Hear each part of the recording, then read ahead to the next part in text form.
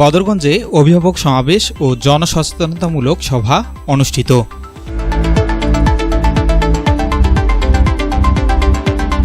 আসসালামু আলাইকুম। এমকে টেলিভিশনের নিয়মিত সংবাদে আপনাদের স্বাগত জানাচ্ছি আমি শারমিন মিনা।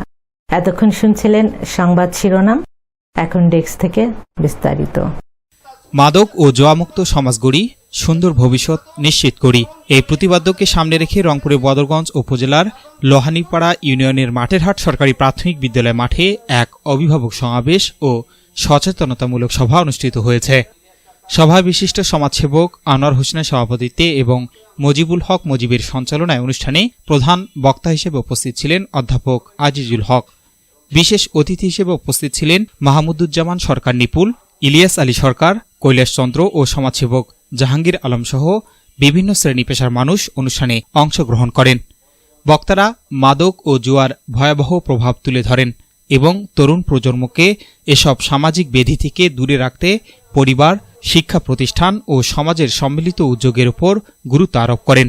তারা মাদক ও জুয়ামুক্ত সমাজ গঠনে সবাইকে সচেতন ও সক্রিয় ভূমিকা পালন করার আহ্বান জানান। S Rahman, news desk, MK television.